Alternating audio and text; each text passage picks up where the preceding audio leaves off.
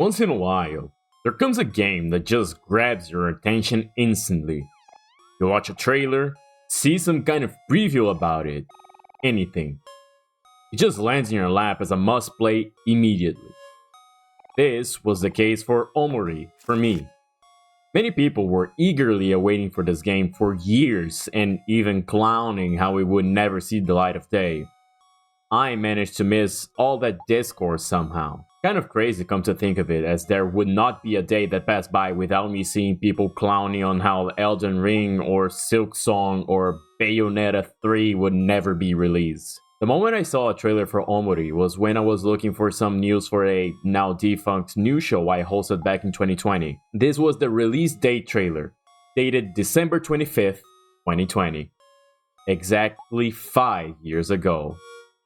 Despite the news show not going anywhere, I still am glad to have done it, if only for allowing me to experience this game together with everyone else and seeing firsthand how great it truly is.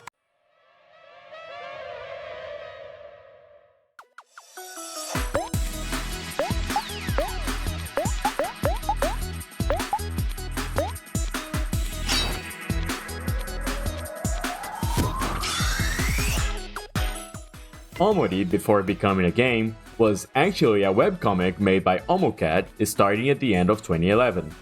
They were just some illustrations of a monochromatic boy called Omori Boy by his lonesome, reflecting on certain things around himself and how the world would think about him given his voluntary isolation. According to OMOCAT, it was a way for them to cope with the difficulties they were having in life. Eventually, they decided to discontinue the webcomic in order to develop a game, launching a Kickstarter campaign that managed to gather over $200,000 from supporters. The game took over 6 years to complete and had many obstacles along the way, one of those being a complete change of engines. The game tried to be released on many different dates, such as late 2019 and early 2020, but failing to hit either of those release goals. It eventually releasing on December 25th, 2020 was quite symbolic, I believe. But I'll leave that for you to understand for yourself when playing the game. Nowadays, I get to see with some frequency people talking about the quirky Earthbound inspired game that is actually about depression as some dig on games like this being released. Yeah, there was an uptick in Earthbound-inspired games lately, but I think they were also heavily inspired by Omori. I'll be honest, I'd rather see many more of these games rather than the flood of Pick 3 roguelite slop we have in the market, that's for sure. But we don't, because, that would require actual effort to be done. But I digress. Despite what some more jaded or uninterested people might make it sound, Omori is a great, fun game with a moving story. It isn't simply about depression, it's about guilt, learning how to accept your mistakes, treasure your memories and moments with loved ones, and eventually learning to move on. You know that typical saying of, "I wish I could experience this game for the first time again"? Well, Omori is one game that applies to this saying. I do agree that experiencing it for the first time again would be wonderful. But my last time playing it was 5 years ago, and replaying it now, I can only say that you should play it again, and appreciate just how masterfully the narrative is unveiled for you. Something that can only happen when you know all that happens in it. First things first, I want to cover all other aspects of the game. I want to keep this beginning section as spoiler-free as possible, so I'll keep the story for the end. Omori is a game made in RPG Maker MV, and there are the typical signs of it being one. The title screen with the new game and continue options, the grid-based movement, and the awkward boxed-in full-screen resolution, I guess. But that's about it, really. If you told me that this game was made in something else like Game Maker, like Undertale was, I would believe you. Not to dig RPG Maker as a game engine, but it really does not look like it was made in it. The custom menus, dialogue boxes, utilization of cutscenes and effects, and overall presentation are just so polished that I can't help but stare in awe of it all. I love it. OMOCAT's drawing style is so cute. It gives everything a whimsical feeling when necessary.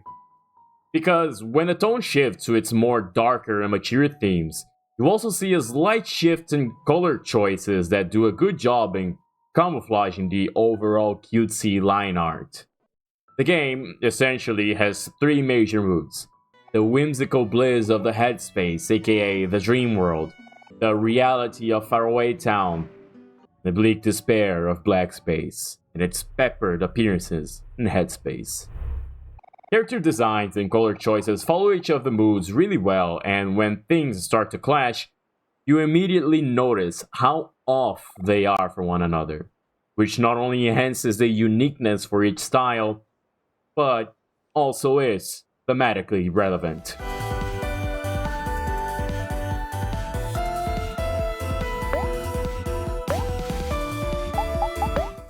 Together with the presentation comes the soundtrack, and good lord, it's amazing. Most of the soundtrack is attributed to Pedro Silva, with some parts of it composed by Bowen and Jamie Lynn. There's an entire mix of different moods of music here. I wouldn't really say there are many different genres, but you get your typical JRPG song choices like overworld themes, shot themes, battle themes, boss themes, and whatnot. They are just like how you imagine them for their respective places, but they do shine in their own aspect, displaying a flair that feels uniquely aimed for this game. When you get into a battle in Headspace, you hear this very engaging battle theme that sounds very childlike, as if made with actual toys. But when brought back to the vast forest after a battle, you return to the tranquil hums of a synth, dispersing the adrenaline back into chill exploration. Not every overworld theme is as moody as a vast forest, and not every battle theme is as childlike as that one, however. But the respective themes for each area do set their tone appropriately and are never tiring.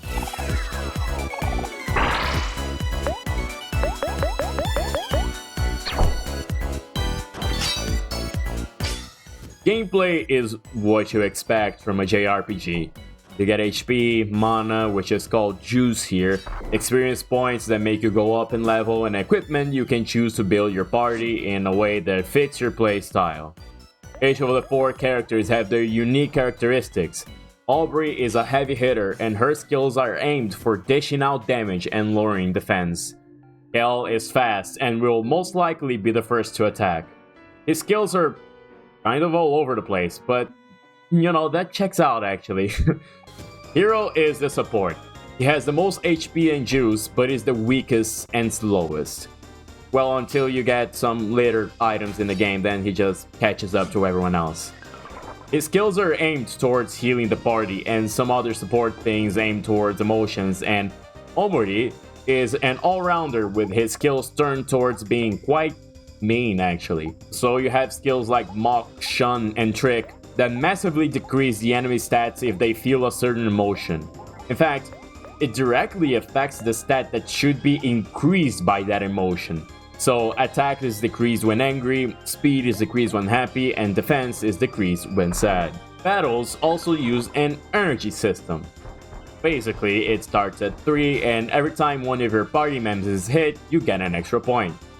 This can be used strategically in a number of ways.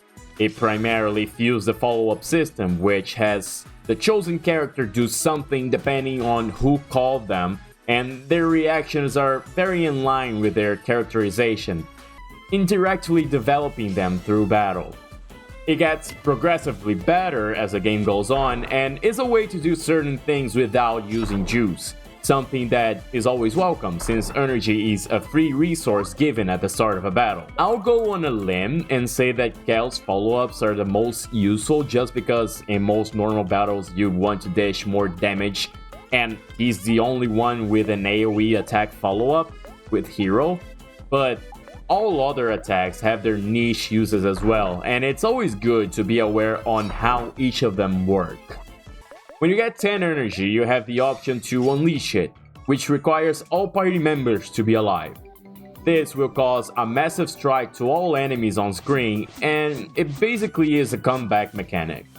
I used it a lot in my first playthrough, but in this second come around, I have only used it once outside of the tutorial as I'm more familiarized with the game's mechanics, and honestly, it doesn't actually do that much more damage than just playing properly. Another main mechanic in battles are the emotions.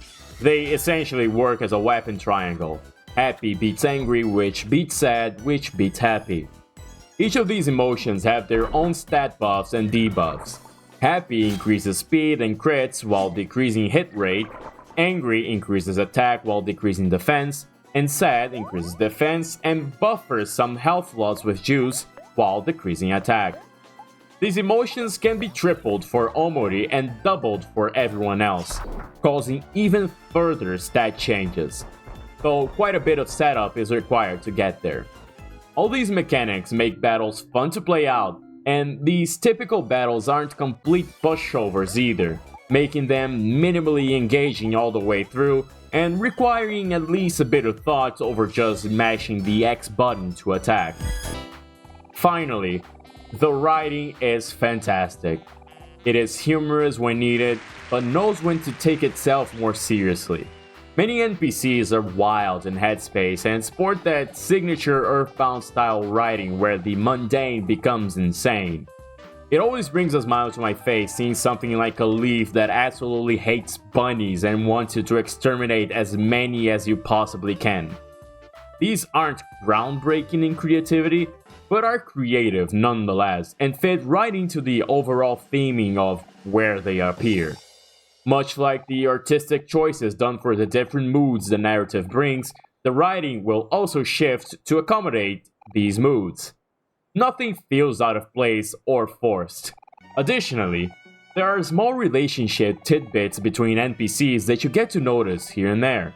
For example, in the second trip to Headspace, when you are inside Sweetheart's castle, there's an NPC in a library that recognizes the faces of the masks you are using, and there's another one at the lodges that recognizes each of them by name if you interact with this NPC with different party leaders.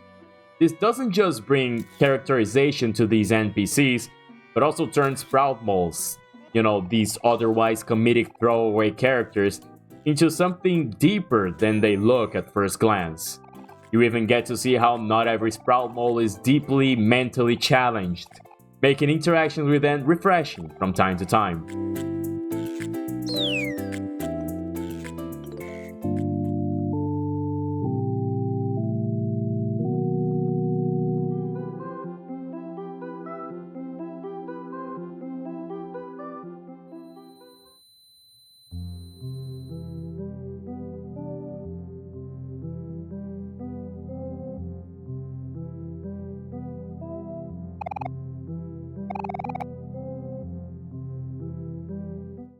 At long last, having freshly spoken about the writing, I can get into the narrative.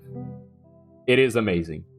As I stated before, it delves into quite sensitive themes, treating them with proper respect and weaving elements together to stitch a mysterious plot with a shocking twist that can be deduced by the pieces that are dropped along the way if you are attempting to solve it all by yourself before the big reveal. It all starts out with Omori in white space, this very bland, very safe room in some undisclosed location. You grab a knife and go through the only door you see to meet this childish environment where you meet your friends, Aubrey, Hiro, and Kel. You all go to the nearby park to play together and with the rest of your friends, and after a series of events happen, the idea to go to Basil's house appears. However, in his house, something out of the ordinary happens. The mood shifts its tone completely, and you're brought back to white space, but with nowhere to go this time. Your only option is to stab yourself in the chest. This brings us to this kid called Sunny, which has woken up in the middle of the night feeling hungry.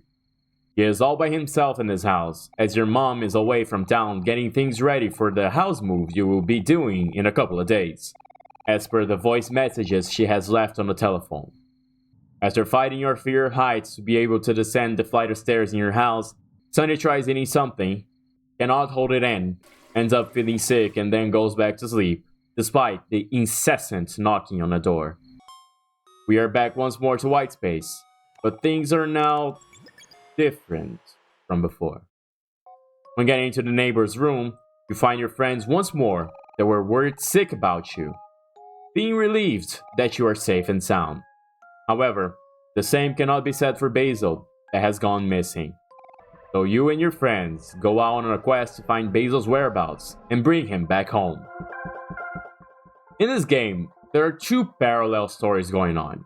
There is the main narrative that happens in the real life segments and pretty much anything past the 1 day remaining mark, and the other stuff that happens in Headspace that is between each of the real life sections.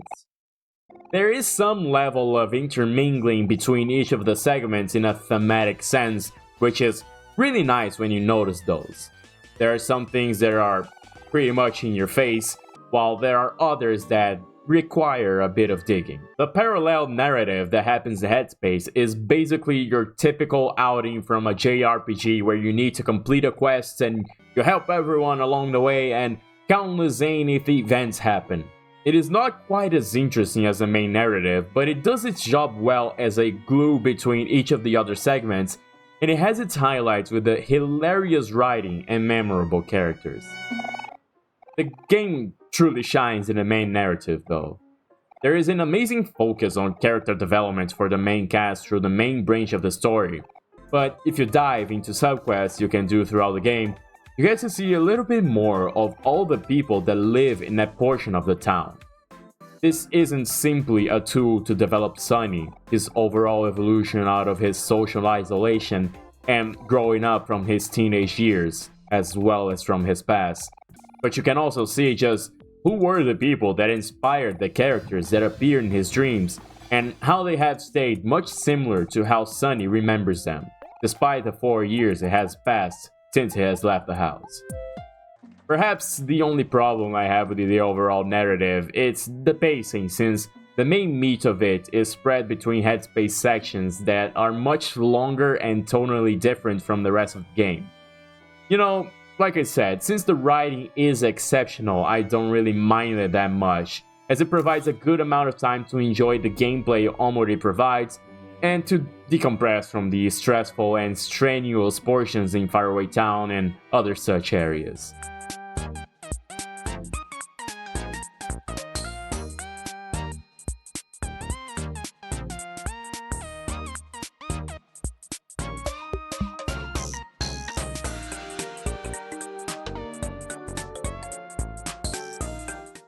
If you have not played Omori before, here lies my greatest recommendation. You should absolutely play yourself and enjoy your time with it.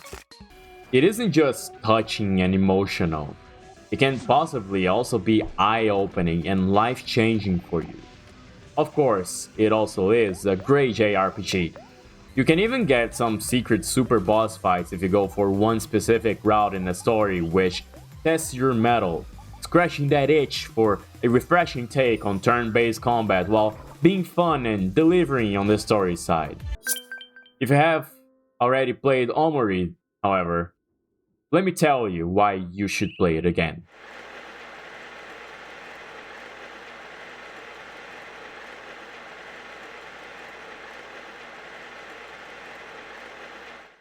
I already said the writing is fantastic, but it goes beyond just making funny dialogue and memorable characters.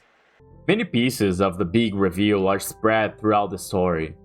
Actually, many pieces of the overall backstory for the game are spread throughout the story, and it's quite difficult to catch them on a first playthrough. The further you progress through the game, the less this becomes impactful. At the time of writing this, I've just finished Sweetheart's Castle and have reached the 2 days remaining mark.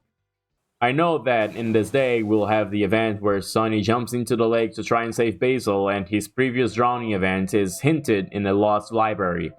So it isn't particularly shocking when we see the continuation of this event in the cutscene where Marty it rescues Sunny in the lake, even if, at that moment, it still is up to interpretation if Sunny had imagined that or not. Even so, there are some bits of information that are shown there that tell the story of a frustrated Sunny that was getting sick of his violin tutoring lessons. Right after leaving the Lost Library, too, you see the image of the toy box key behind the last remaining photo in the album, which we know is inside the closet on a second playthrough. And when we wake up to continue the day, we can listen to the voicemail left by your mother telling you to check for anything in the closet you'd like to take with you in a house move.